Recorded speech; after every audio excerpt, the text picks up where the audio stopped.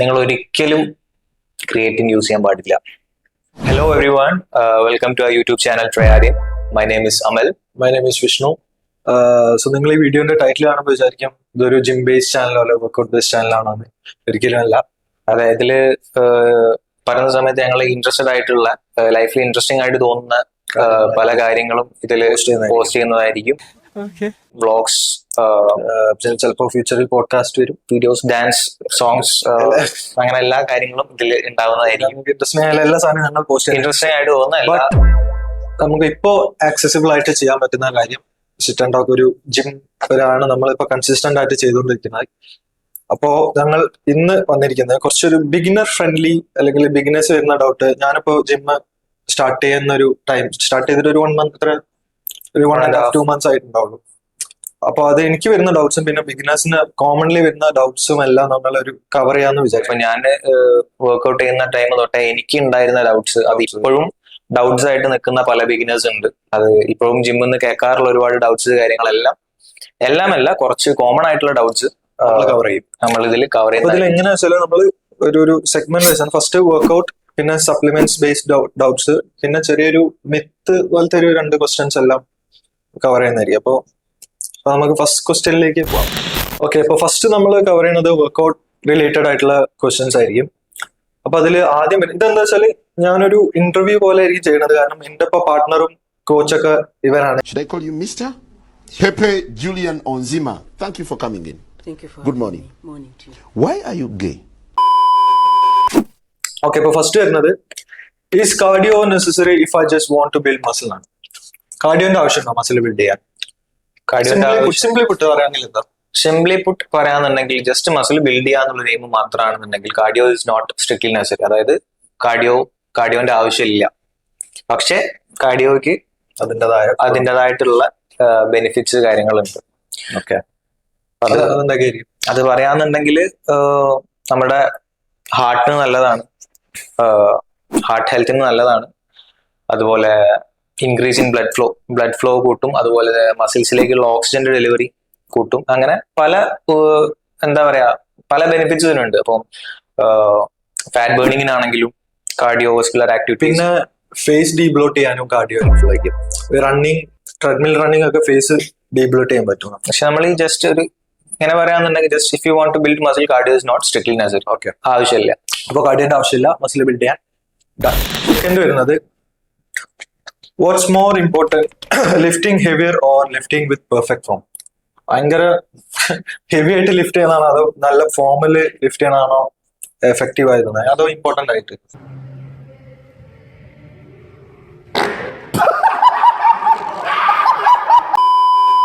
ഇത് പറയാന്നുണ്ടെങ്കിൽ പല അഭിപ്രായമുള്ള ആൾക്കാരുണ്ട്. പക്ഷെ നമ്മളെപ്പോഴും ശ്രദ്ധിക്കേണ്ട കാര്യം എന്താണെന്ന് വെച്ചിട്ടുണ്ടെങ്കിൽ പ്രോപ്പർ ആയിട്ടുള്ള ഫോമിൽ ഇന്റന്റഡ് ആയിട്ട് ഒരു വർക്ക്ഔട്ടിൽ ഒരു ഇന്റന്റഡ് ആയിട്ടുള്ള മസിൽ ഉണ്ടാവും. അപ്പൊ ആ ഇന്റന്റഡ് ആയിട്ടുള്ള മസിലിന് വേണ്ടിയിട്ട് ഫോക്കസ് ചെയ്യാന്നുള്ളതാണ്. അപ്പം എപ്പോഴും ഒരു ഹെവിയർ ആയിട്ട് ലിഫ്റ്റ് ചെയ്യുന്നതിന് പകരം പെർഫെക്റ്റ് ഫോം മെയിൻറ്റെയിൻ ചെയ്തിട്ട് വർക്ക്ഔട്ട് ചെയ്യാന്നുള്ളതാണ്. അത് ഇഞ്ചുറി പ്രിവെന്റ് ചെയ്യാനും ആണെങ്കിലും പിന്നെ ഗോൾ, അവരുടെ ബോഡി ഗോൾ ബേസ് ഒരുപാട് ആൾക്കാര് എന്താ പറയാ പവർ ലിഫ്റ്റേഴ്സ് ആണെങ്കിലും ഒക്കെ ഉണ്ട്. അപ്പൊ അവരെ സംബന്ധിച്ച് നോക്കുകയാണെന്നുണ്ടെങ്കിൽ പെർഫെക്റ്റ് ഫോമും ഹെവി ആയിട്ട് ലിഫ്റ്റ് ചെയ്യാന്നുള്ള രണ്ടും ഇമ്പോർട്ടന്റ് ആയിട്ടുള്ള കാര്യമാണ്. ഇനി വർക്ക്ഔട്ടിൽ വരുന്ന third question, do I need a personal trainer or can I start on my own? Personal ട്രെയിനറിന്റെ ആവശ്യമുണ്ടോ അതോ ഒറ്റയ്ക്ക് ചെയ്യാൻ പറ്റുന്ന കാര്യമാണോ ഈ വെയിറ്റഡ്? നമുക്ക് എന്താ തോന്നുന്നത്? ഞാൻ സ്റ്റാർട്ട് ചെയ്തത് ഹോം വർക്ക്ഔട്ട് കൂടി. അതുമല്ല എനിക്ക് പ്രയറായിട്ട് ഫിസിക്കൽ ആക്ടിവിറ്റീസിലൊക്കെ ആക്റ്റീവ് ആയതുകൊണ്ട് അതിൽ ഇതിനനുസരിച്ച് ചെറിയൊരു വിവരമുള്ളതുകൊണ്ട് ഞാൻ ഒറ്റയ്ക്ക് തന്നെ ബോഡി വെയിറ്റ് വർക്ക്ഔട്ട് ചെയ്തിട്ടാണ് സ്റ്റാർട്ട് ചെയ്തത്. പിന്നെ ഈ അടുത്താണ് ജിമ്മിലൊക്കെ ഇവന്റെ കൂടെ പോയി സ്റ്റാർട്ട് ചെയ്തത്. അപ്പൊ വെയിറ്റഡ് ആകുമ്പോൾ എനിക്ക് തോന്നുന്നു വെയിറ്റഡ് ട്രെയിനിങ് വരുമ്പോൾ നിങ്ങൾ വെയിറ്റഡ് അല്ലെങ്കിൽ മറ്റേതാണെങ്കിലും അതായത് പ്രയറായിട്ട് നിങ്ങളൊരു ഫിസിക്കൽ ആക്ടിവിറ്റീസിലോ അല്ലെങ്കിൽ ഒരു സ്പോർട്സിലൊന്നും ഒരു ബാക്ക്ഗ്രൗണ്ട് ഇല്ലാത്ത ആളാണെന്നുണ്ടെങ്കിൽ, നിങ്ങൾ ഈ ഫീൽഡിലേക്ക് ആദ്യമായിട്ട് വരുന്ന ആളാണെന്നുണ്ടെങ്കിൽ എപ്പോഴും ഒരു പേഴ്സണൽ ട്രെയിനർ ഉണ്ടായിരിക്കുന്നത് നല്ലതാണ്.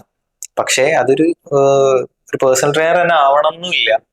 നിങ്ങളെ ജിമ്മിലുള്ള എന്തായാലും ഒരു ജിമ്മ് ചൂസ് ചെയ്യുന്ന സമയത്ത് അവിടെ നിങ്ങളെ ഗൈഡ് ചെയ്യാൻ ഒരാൾ ഉണ്ടായിരിക്കണം. അതായത് പല ജിമ്മിലും നമ്മൾ കാണാറുണ്ട്. അപ്പൊ നിങ്ങളെ വഴിക്ക് പറഞ്ഞ ന്യൂസ് ടോക്കിൽ പോകുന്ന ഒരുപാട് ട്രെയിനേഴ്സ് പറഞ്ഞുതരും. അവരവരുടെ പാട്ടിനെ പോകും. അപ്പം എന്തായാലും ഒരു ജിമ്മില് ഗൈഡ് ചെയ്യാൻ ഒരാൾ ഉണ്ടായിരിക്കണം. പിന്നെ ഈ പേഴ്സണൽ ട്രെയിനിങ് എന്ന് വരുന്ന സമയത്ത് നിങ്ങളുടെ എയിം അനുസരിച്ചിട്ട് ഇപ്പൊ എത്ര എക്സ്പീരിയൻസ്ഡ് ആയിട്ടുള്ള ആളാണെങ്കിൽ പോലും അവർക്കൊരു എയിം ഉണ്ടെങ്കിൽ അല്ലെങ്കിൽ അതിനനുസരിച്ച് ഒരു പേഴ്സണൽ ട്രെയിനർ നമ്മൾ വെക്കണം. പേഴ്സണൽ ട്രെയിനിങ് കാരണം വർക്ക്ഔട്ട് മാത്രമല്ല ഡയറ്റും കൂടിയും. അതെ, ഡയറ്റ് ആണെങ്കിൽ പിന്നെ നമുക്ക് മോട്ടിവേഷൻസ് അതുപോലെ ഒരുപാട് കാര്യങ്ങൾ ഒരു വർക്ക്ഔട്ടിൽ വരുന്ന സമയത്ത് ഹെൽപ്ഫുൾ ആയിരിക്കും. അപ്പൊ പേഴ്സണൽ ട്രെയിനർ എപ്പോഴും നല്ലതാണ്. പിന്നെ എന്തായാലും ഒരു ജിം ചൂസ് ചെയ്യുന്ന സമയത്ത് ഗൈഡ് നിങ്ങളെ ഗൈഡ് ചെയ്യാൻ എന്തായാലും ആളുണ്ടായിരിക്കും. അല്ലെങ്കിൽ നിങ്ങൾക്ക് ഒരു പ്രോപ്പർ ഒരു പാർട്ട്ണർ. അതെ, നിങ്ങൾക്ക് ഒരു പ്രോപ്പർ പാർട്ട്ണർ, അതായത് ഒരു ട്രെയിനറെ പോലെ ഒരു പാർട്ട്ണർ ഉണ്ടായാലും ആരെങ്കിലും കൂടെ ഉണ്ടായാലും മതി. നിങ്ങള് എന്താ പറയാ, നിങ്ങള് റിസർച്ച് ഒക്കെ ചെയ്ത് അല്ലെങ്കിൽ നിങ്ങൾക്ക് വർക്ക്ഔട്ട് ചെയ്തിട്ടൊക്കെ ഇതിന് മുന്നേ പരിചയം ഉണ്ടെങ്കിൽ നിങ്ങൾക്ക് സ്റ്റാർട്ട് ചെയ്യാം. നിങ്ങൾ കോൺഫിഡന്റ് ആയിരിക്കണം. നിങ്ങൾ എന്തെങ്കിലും തെറ്റുകൾ വരുന്നുണ്ടെങ്കിൽ അത് റിസർച്ച് ചെയ്തിട്ട് അത് ഞാനൊക്കെ സ്റ്റാർട്ട് ചെയ്തതാണ്. Workout the fourth one. What should I do if I miss a workout day? നിങ്ങളിപ്പോ ഒരു വർക്ക്ഔട്ട് ഡേ മിസ് ചെയ്തിട്ടുണ്ടെങ്കിൽ എന്താണ് ചെയ്യേണ്ടത്? നിങ്ങളിപ്പം ഒരു വർക്ക്ഔട്ട് മിസ് ചെയ്തതെന്ന് വെച്ചിട്ട് ഒരു പ്രശ്നം വരാൻ പോകുന്നില്ല. അത് എന്താന്ന് വെച്ചിട്ടുണ്ടെങ്കിൽ അങ്ങനെ മിസ്സായിട്ടുണ്ടെങ്കിൽ പിറ്റേത് ദിവസം അത് പ്രോപ്പർ ആയിട്ട് ഷെഡ്യൂൾ ചെയ്ത് വർക്ക്ഔട്ട് ചെയ്യുക. അതായത് ഒരിക്കലും അതായത് ആ വർക്ക്ഔട്ട് ആ ഒരു വീക്കിൽ സ്കിപ്പ് ചെയ്യാതിരിക്കുക എന്നുള്ളതാണ്. ഇപ്പൊ നിങ്ങളിപ്പോ ഇന്നൊരു ബാക്ക് ഡേ ആണ്, അത് സ്കിപ്പായി പോയിട്ടുണ്ടെങ്കിൽ നാളെ അത് ആ ബാക്ക് ഡേ നിങ്ങൾ കവർ ചെയ്യുക. അതാണ് എന്റെ അഭിപ്രായം. പിന്നെ മെയിൻ ആയിട്ട് വരുമ്പോൾ നിങ്ങൾ റിഗ്രറ്റ് ഫീൽ ചെയ്യും. അതിപ്പോ എന്താ പറയാ, ഇങ്ങനെ കമ്മിറ്റഡ് ആയിട്ട് എനിക്ക് ചെയ്യാറുണ്ട്. കമ്മിറ്റഡ് ആയിട്ട് പോകുമ്പോ ഒരു ഡേ മിസ്സായാൽ എനിക്ക് ചെറിയ റിഗ്രറ്റ് ഫീൽ ചെയ്യാറുണ്ട്. പക്ഷെ അതിന് റിഗ്രറ്റ് ചെയ്ത് കാര്യമില്ല, നമ്മൾ അടുത്ത ഡേ കുഴപ്പമില്ല, അത് അടുത്ത ഡേ നമ്മൾ കവർ ചെയ്യാം. പിന്നെ എന്താന്ന് വെച്ചിട്ടുണ്ടെങ്കിൽ ശ്രദ്ധിക്കേണ്ട കാര്യം ഓവർഡു ചെയ്യാതിരിക്കുക. അതായത് പിറ്റേത്തെ ദിവസമുള്ള ഇപ്പൊ പുഷ് പുൾ ലെഗ് കളിക്കുന്ന ആളാണെങ്കിൽ പുള്ളി ലെഗ് ഒന്നും ഒരുമിച്ച് കളിക്കേണ്ട ആവശ്യമില്ല. അതുമല്ല, പിന്നെ നമുക്കിപ്പോ ഞാൻ വെച്ചാൽ ഒരു ബോഡി ബിൽഡിംഗ് അങ്ങനെ സ്റ്റേജ് പെർഫോമൻസ് ഒന്നല്ല ഞാൻ ഗോൾ ചെയ്യുന്നത്. എനിക്കൊരു എസ്തറ്റിക് ഫിസിക് വേണം. അതുകൊണ്ട് എനിക്ക് വെച്ചാൽ ലൈഫ് ബാലൻസ് ചെയ്യണം, ബാക്കിയുള്ള കാര്യം ചെയ്യാൻ പറ്റണം, ബോഡിയും വേണം. അതിനുള്ള എക്സാമ്പിൾ ആണ് ഞാനും ക്യാമറയുടെ ബാക്കിലൊക്കെ ആളൊക്കെ. അതെ, but still you have to focus on your. അതെ, അത് ലെഗ് ഡേയ്സ് ഒരു അവാർഡ് ഞാൻ. Do you know you're supposed to work out your lower body too? Leg days അത് വരുന്ന ദിവസം കോയിൻസിഡൻസ് ആയിട്ട് എന്തെങ്കിലും ഉണ്ടാവും. ചിലപ്പോൾ ഫുട്ബോൾ കളിക്കാൻ പോകണ്ടാവും. അതെ, നമ്മുടെ നാട്ടില് എല്ലാവരും പറയുന്ന ഒരു സംഭവമാണ്. സപ്ലിമെന്റ്സിലേക്ക് പോവാണ്. Do beginners really need supplements? Beginners really need supplements. ഞാനിപ്പോ ബിഗിനർ ആയതുകൊണ്ട് എന്റെ ഒരു ഇത് പറയുകയാണെങ്കിൽ ഞാനിപ്പോ ഒരു സപ്ലിമെന്റ് എടുത്തിട്ടുണ്ട്. സ്റ്റാർട്ടിങ് ഇല്ല, ഒരു 1-2 വീക്സിൽ ഞാൻ എടുത്തിട്ടില്ല. 2-3 വീക്സ് ആയിട്ടുണ്ട് എന്തായാലും. അത് കഴിഞ്ഞിട്ട് ഞാൻ ഒരു സപ്ലിമെന്റ് എടുത്തിട്ടുണ്ട്. വെച്ചാൽ ക്രിയാറ്റിൻ ആണ്. അത് പിന്നെ ഞാൻ ഇപ്പൊ എനിക്ക് വേ എഫോർഡ് ചെയ്യാൻ പറ്റുന്നതുകൊണ്ട് ഞാൻ വേ ഓർഡർ ചെയ്തിട്ടുണ്ട്. അതുകൊണ്ട് ഇപ്പോ ബിഗിനേഴ്സിന് സപ്ലിമെന്റ്സ് നിർബന്ധമാണോ എന്നുള്ളത് ചോദിക്കുകയാണെങ്കിൽ എന്റെ രീതിയിൽ പറയുകയാണെങ്കിൽ എനിക്ക് ലൈഫ് സ്റ്റൈൽ അനുസരിച്ചിട്ട് എനിക്ക് വേറെ ഫുൾ ഫുഡിലൂടെ എനിക്ക് കവർ ചെയ്യാൻ പറ്റൂല. അപ്പോൾ ശരിക്കും എന്താ സപ്ലിമെന്റ്സിന്റെ ആവശ്യമില്ലല്ലോ. അത് സപ്ലിമെന്റ്സിനെ പറ്റി പറയുകയാണെന്നുണ്ടെങ്കിൽ supplements are not a requirement. Supplements ഇപ്പോൾ ഒരു ബിഗിനറിനാണെങ്കിലും അല്ലെങ്കിൽ ഒരു എക്സ്പീരിയൻസ്ഡ് ആയിട്ടുള്ള ഒരാൾക്കാണെങ്കിലും സപ്ലിമെന്റ്സ് ഇല്ലാന്ന് വെച്ചിട്ട് കുഴപ്പമൊന്നുമില്ല. നമ്മളെപ്പോഴും ഫോക്കസ് ചെയ്യേണ്ടത് എന്താന്ന് വെച്ചിട്ടുണ്ടെങ്കിൽ ഒരു ന്യൂട്രീഷ്യസ് ആയിട്ട് ഒരു ന്യൂട്രിയൻ ഡെൻസ് ആയിട്ടുള്ള ഫുഡ്സ് കഴിക്കുക എന്നുള്ളതാണ്. ഒരു ബാലൻസ്ഡ് ആയിട്ട് ഫുഡ് കഴിക്കുക. മാക്രോ ന്യൂട്രിയൻസും മൈക്രോ ന്യൂട്രിയൻസും ഇൻക്ലൂഡ് ചെയ്ത് ബാലൻസ്ഡ് ആയിട്ട് ഫുഡ് കഴിക്കാൻ വേണ്ടി ശ്രമിക്കുക. പിന്നെ സപ്ലിമെന്റ്സ് എന്ന് പറഞ്ഞിട്ടുണ്ടെങ്കിൽ അതും നിങ്ങളുടെ എയിം അനുസരിച്ചിട്ടാണ്.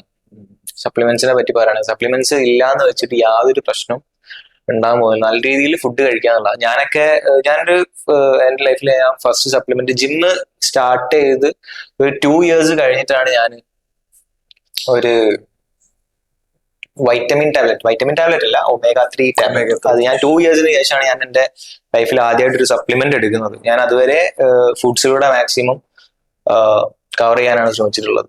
ഓക്കെ, അപ്പൊ അതിന്റെ ആവശ്യം നിർബന്ധമില്ല. Depends on your life. പിന്നെ ഇതും ഏതാ മറ്റേ സാധനം aim. This also. Second one is protein powder safe or just marketing hype? Protein powder generally safe ആയിട്ടുള്ള ഒരു സപ്ലിമെന്റ് ആയിട്ടാണ് കൺസിഡർ ചെയ്യുന്നത്. പിന്നെ മാർക്കറ്റിംഗ് ഹൈപ്പ് അത് ബ്രാൻഡ് അനുസരിച്ച് ഡിപ്പെൻഡ്. അതെ, നിങ്ങൾ ഒരു വേ പ്രോട്ടീൻ അല്ലെങ്കിൽ എന്തൊരു സപ്ലിമെന്റ് ചൂസ് ചെയ്യാന്നുണ്ടെങ്കിലും നല്ല രീതിയിൽ അതിനെപ്പറ്റി റിസർച്ച് നടത്തിയതിന് ശേഷം മാത്രം അത് യൂസ് ചെയ്യാന്നുള്ളതാണ്.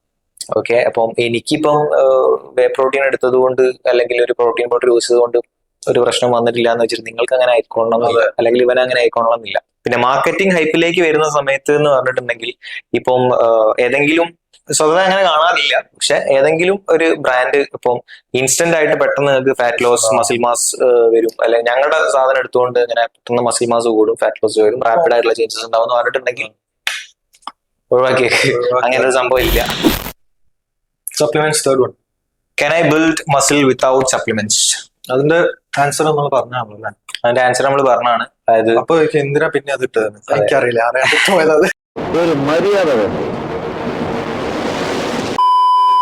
അത് സപ്ലിമെന്റ്സ് ഇല്ലാതെ നിങ്ങൾക്ക് മസിൽ ബിൽഡ് ചെയ്യാൻ വേണ്ടി പറ്റും. പറ്റുന്നതാണ്. പ്രോട്ടീൻ റിച്ച് ആയിട്ടുള്ള ഫുഡ്സ് കഴിക്കുക, egg, meat, fish, legumes, calorie surplus ആയിട്ട് വെൽ ബാലൻസ്ഡ് ആയിട്ട് ഒരു ഡയറ്റ് ഫോളോ ചെയ്തിട്ടുണ്ടെങ്കിൽ നിങ്ങൾക്ക് സപ്ലിമെന്റ്സ് ഒന്നും ഇല്ലാതെ നല്ല ഫുഡ്സ് കഴിച്ചുകൊണ്ട് മാത്രം മസിൽ ബിൽഡ് ചെയ്യാൻ വേണ്ടി സാധിക്കും. Fourth one, what's creatine and should beginners take it? Creatine എന്താണ്? ബിഗിനേഴ്സ് എടുക്കേണ്ടതാണോ? ക്രിയാറ്റിൻ എടുക്കാൻ പറ്റുമോ?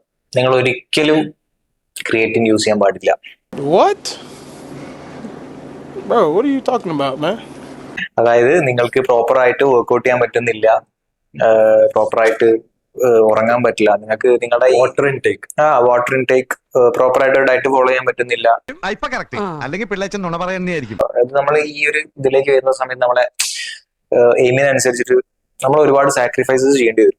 അപ്പൊ നിങ്ങളുടെ ലൈഫ് സ്റ്റൈലിലുള്ള ഒരുപാട് കാര്യങ്ങൾ സാക്രിഫൈസ് ചെയ്യേണ്ടി വരും. അപ്പൊ അതൊന്നും ചെയ്യാതെ ക്രിയേറ്റിൻ മാത്രം നിങ്ങൾ യൂസ് ചെയ്തിട്ട് മാജിക്കലായിട്ട് ഒന്നും സംഭവിക്കാൻ പോകുന്നില്ല. അങ്ങനെയുള്ള ആൾക്കാർ ക്രിയേറ്റിൻ സേഫ് ആണ്, യൂസ് ചെയ്യേണ്ട ആവശ്യം. സേഫ് അല്ലേ? സേഫ് ആണ്, അത് പ്രശ്നമല്ല. അതും generally considered as safe supplement. പിന്നെ എന്താണ് ക്രിയേറ്റിൻ എന്നുള്ളതിന്റെ ഉത്തരം പറയുകയാണെങ്കിൽ, ക്രിയേറ്റിൻ ഓൾറെഡി നമ്മുടെ മസിൽ ടിഷ്യൂസിൽ നാച്ചുറലി ഒക്കെ എന്നൊരു സബ്സ്റ്റൻസ് ആണ്.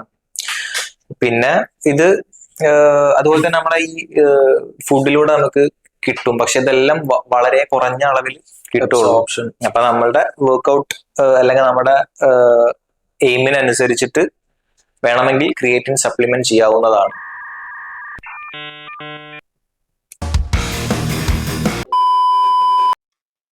Last question, Will I lose all my gains if I stop taking protein powder? Protein powder supplement ചെയ്യുന്നത് നിർത്തി കഴിഞ്ഞിട്ടുണ്ടെങ്കിൽ ഗെയിൻസ് എല്ലാം കുറയുമെന്നുള്ളത്. അങ്ങനെ നിങ്ങൾ അങ്ങനെ ഒരു സാധനം സപ്ലിമെന്റ് ചെയ്തിട്ടുണ്ടെങ്കിൽ, ഇപ്പം സ്ഥിരമായിട്ട് പ്രോട്ടീൻ പൗഡർ യൂസ് ചെയ്തുകൊണ്ടിരുന്ന ഒരാളാണെന്ന് വിചാരിക്കുക.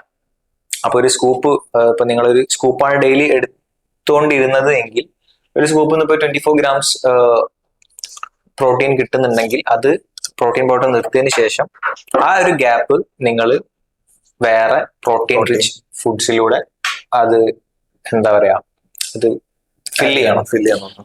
അങ്ങനെ ഒരു പ്രോപ്പർ ആയിട്ട് ഒരു ഡയറ്റ് ഫോളോ ചെയ്ത് പോയിട്ടുണ്ടെങ്കിൽ, അങ്ങനെ വേ പ്രോട്ടീൻ അല്ലെങ്കിൽ പ്രോട്ടീൻ പൗഡർ യൂസ് ചെയ്ത് നിർത്തിയത് കൊണ്ട് നിങ്ങൾക്ക് അങ്ങനെ ഗെയിൻസ് അങ്ങനെ ലൂസ് ചെയ്യൊന്നുമില്ല. നമ്മളെ ക്വസ്റ്റ്യൻസ് ഒക്കെ കവർ ചെയ്തു. നമ്മൾ ബോറടിപ്പിക്കുന്നില്ല ഇനി. അപ്പോ നിങ്ങൾക്ക് ഈ വീഡിയോ ഇഷ്ടമായിട്ടുണ്ടെങ്കിൽ, ഇനി ഞങ്ങൾ വീഡിയോ ചെയ്യണമെന്നുണ്ടെങ്കിൽ ലൈക്ക് ചെയ്യുക, സബ്സ്ക്രൈബ് ചെയ്യുക.